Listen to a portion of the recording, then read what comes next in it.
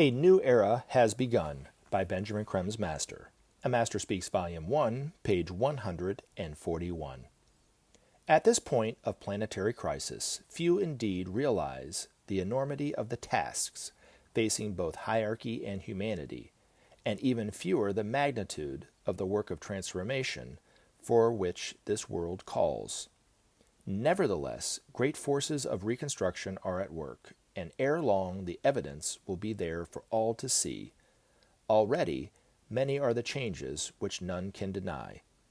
More and more the peoples of the world are realizing that their destinies lie together, that none can escape the imperatives of the time. Soon, the majority of the peoples will subscribe to a new formula, a new enunciation of their common heritage and future, and embody this in constitutional form.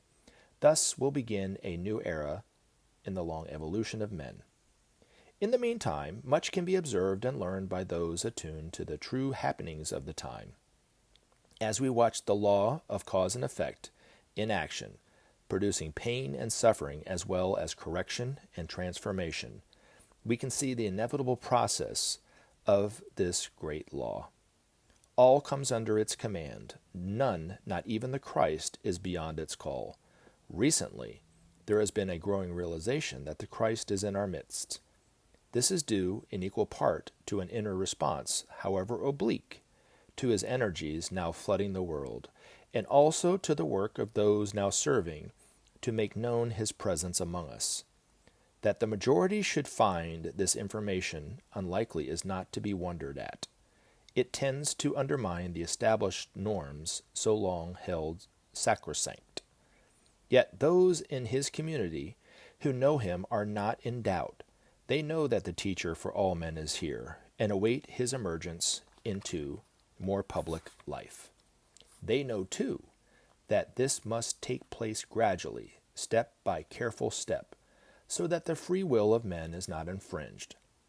When men see him, they will find him corresponding to their hopes and aspirations, their thought form of perfection.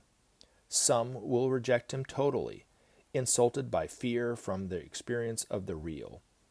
But the majority, by far, will see him in him the fulfillment of their dreams of justice and peace, harmony and grace, and welcome him to their hearts.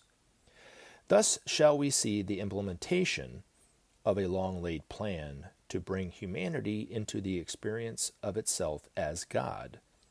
This process is now underway, and soon the first steps will be apparent.